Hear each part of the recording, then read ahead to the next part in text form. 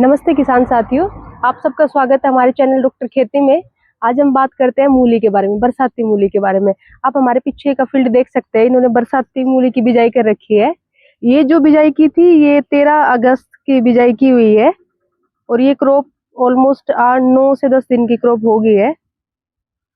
अब हम बात करते हैं इन्होंने बेसल डोज में क्या क्या डाला था और उसके बाद में अब 8 से 10 दिन पे क्या डालना है और पूरी मूली की क्रॉप में क्या डालना है ताकि मैक्सिमम प्रोडक्शन अचीव की जा सके। बरसाती मूली जो होती है वो एक अच्छे खासे फायदे का सौदा होती है।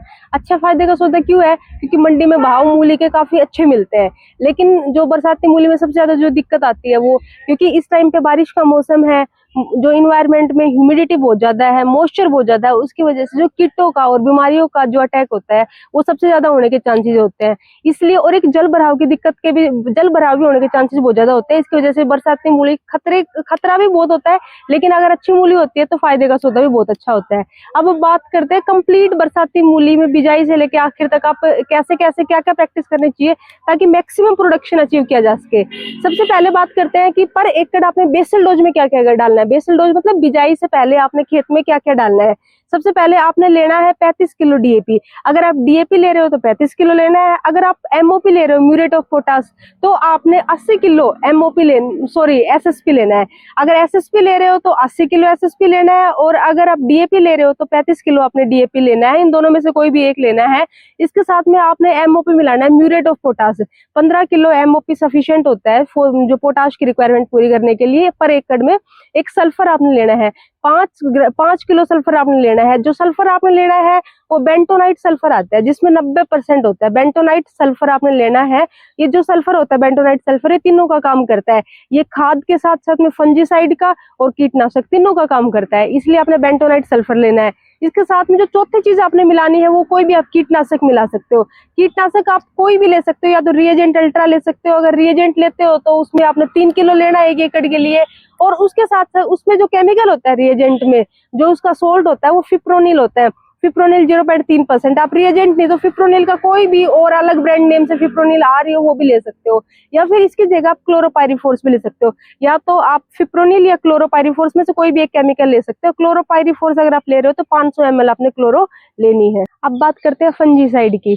फंजीसाइड आपने कौन सी डालना है? 4 चीजें हो चुकी है। आपने या तो डीएपी एसएसपी लेना है, दूसरा आपने एमओपी लेना है, तीसरा आपने सल्फर मिलाना है, चौथा आपने कोई भी इंसेक्टिसाइड मिलाना है, कीटनाशक। चौथा जो 5वीं चीज हमने मिलानी है वो फंजीसाइड मिलानी है।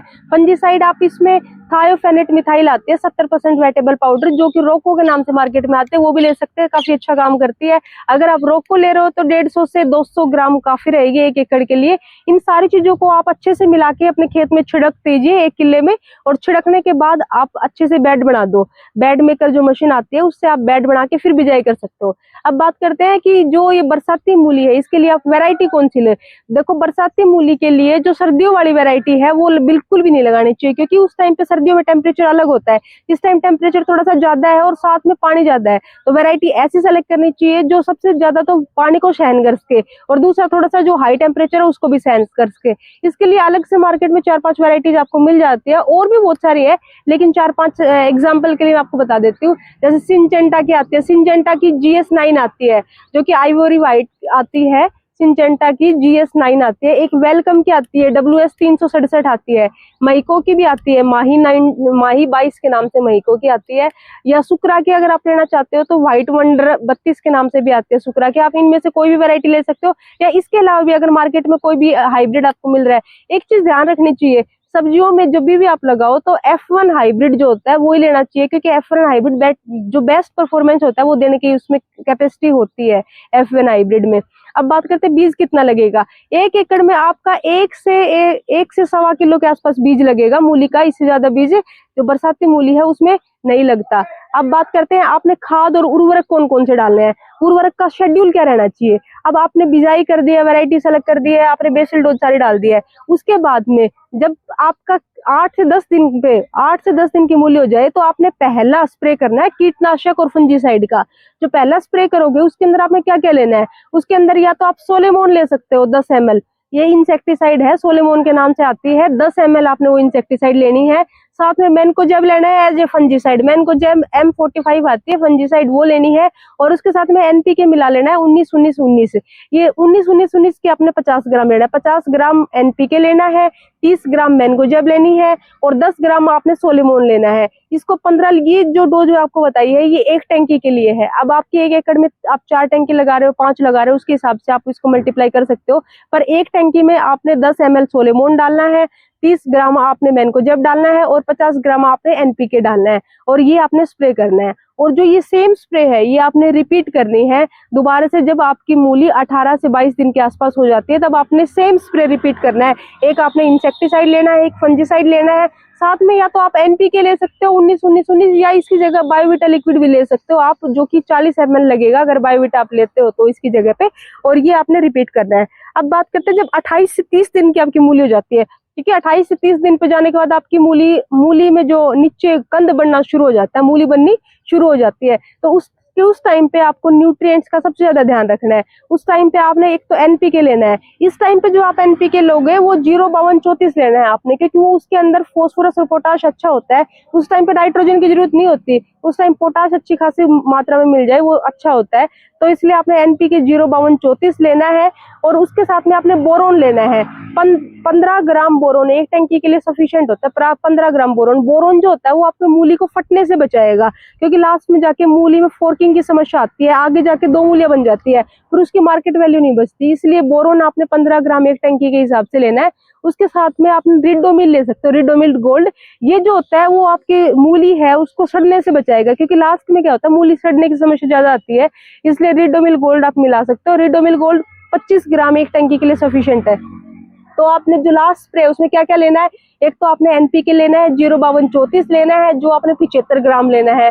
उसके साथ में बोरोन लेना है, बोरोन आपने 15 ग्राम लेना है। एक रिडोमिल गोल्ड आपने मिलानी है, वो 25 ग्राम लेनी है। ये सारी जो डोज है ये एक टैंकी के लिए है। अब आप 4 टैंकी में सफिशिएंट है, जिसने भी जिस एरिया में बो रखे उसके हिसाब से आप मिला सकते हो। एक 15 लीटर की टैंकी के लिए ये सारी चीजें सफिशिएंट है। ये रही सारी जो भी आप फंजीसाइड्स वगैरह की। अब जो आपको बताई थी वो सारी थी, आपने कौन कौन से फंजीसाइड और इंसेक्टिसाइड किस किस इंटरवल पे आपने स्प्रे करना है, ताकि आपकी मूली किसी भी, क्योंकि मूली में कई सारी दिक्कतें आती हैं, तो जड़ गलने की समस्या आती है, पत्तों पे कोई अटैक ना हो, उन सारी चीजों से बचा लेता है। अब बात करते हैं कि खाद आपने कैसे कैसे देना है। आप जब आपकी मूली 15 से 18 दिन की हो जाए उस टाइम में आपने 18 से 20 किलो यूरिया लेना है। उसके साथ में 500 ग्राम आपने ह्यूमिक एसिड लेना है और 1 किलो सल्फर। ये तीनों चीजें, जो सल्फर होता है उसको जड़ों से थोड़ा सा दूर डालना चाहिए ताकि जड़ों पे वो उसका डायरेक्टली बर्निंग इफेक्ट ना आए। तो 1 किलो सल्फर, 500 ग्राम ह्यूमिक एसिड और 20 किलो यूरिया। ह्यूमिक एसिड अगर मिल जाता है तो आप डाल सकते हो इसमें। ये तीनों चीजें लेके और आप इसको 15 से 18 दिन पे, ये 1 एकड़ की डोज है, 20 किलो यूरिया, 500 ग्राम ह्यूमिक एसिड, 1 किलो सल्फर, ये 1 एकड़ की है। आप उसके हिसाब से अपने खेत में इसको डाल सकते हो जब 18 से 20 दिन की आपकी मूली हो जाए। जो दूसरा खाद आपने देना है वो जब आपकी मूली 25 से 28 दिन के आसपास हो जाती है तब देना जरूरी होता है। उस टाइम पे मूली में कंद बन रहा होता है, तो उस टाइम पे आपने 20 किलो यूरिया तो डालना ही डालना है। उसके साथ में 5 किलो मैग्नीशियम सल्फेट जरूर डालना है आपने। मैग्नीशियम सल्फेट आपकी मूली की क्वालिटी के लिए काफी अच्छा रहता है। साथ में आपने उसके अंदर 15 किलो MOP लेना है, म्यूरेट ऑफ पोटाश। अगर आपने बिजाई के टाइम पे MOP डाल दिया तो इसको स्किप भी कर सकते हो, वैसे अच्छा रहेगा अगर 15 किलो MOP आप जो जब आपकी मूली 25 से 28 दिन की रहती है उस टाइम पे अगर डाल देते हो तो 20 kilo urea, 5 kilo magnesium sulphate और 15 किलो MOP को आप अच्छे से मिक्स करके और अपने खेत में डाल दो। तो लास्ट में आप MOP डालोगे उससे आपकी मूली में क्या होता है, मूली का साइज अच्छा बन जाता है दूसरा, एक तो, और दूसरा मूली में चमक आती है, उसकी वजह से मार्केट वैल्यू काफी अच्छी मिलती है। अब बात करते हैं कि आपने अगर आप बरसाती मूली की बिजाई कर रहे हो तो आपने किन किन बातों का ध्यान रखना है। सबसे पहले तो आपने जो मूली की बिजाई कर रही है वो हमेशा मेड़ पे करनी है, कभी भी डायरेक्ट सीधे खेत में मूली की बिजाई नहीं करनी अगर आप बरसाती मूली ले रहे हो, क्योंकि इस टाइम पे जल भराव अगर थोड़ा सा भी हुआ तो आपकी सारी मेहनत बिल्कुल बर्बाद हो जाएगी।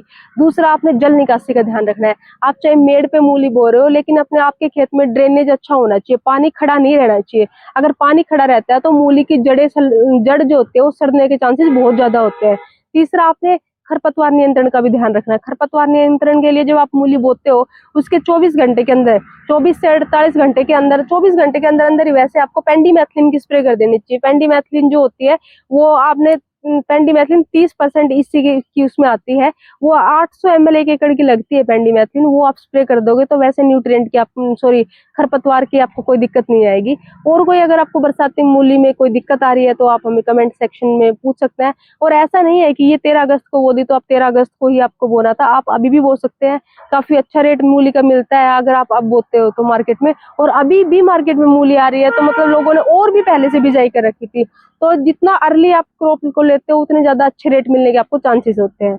अगर आपको कोई और क्वेरी हो या किसी और फसल के बारे में पूछना हो कि इस टाइम पे आप क्या बो सकते हो क्या नहीं बो सकते, वो भी आप हमें कमेंट सेक्शन में पूछ सकते हैं। और जिन्होंने भी बरसाती मूली लगाई है उनका खेत अक्टूबर तक खाली हो जाएगा, वो अपने खेत में सरसों भी ले सकते हैं। ऐसा नहीं है गेहूं के टाइम तक खेत खाली होगा, वो सरसों भी आप अपने खेत में ले सकते हैं। सरसों के लिए भी उनका खेत बिल्कुल खाली हो जाएगा।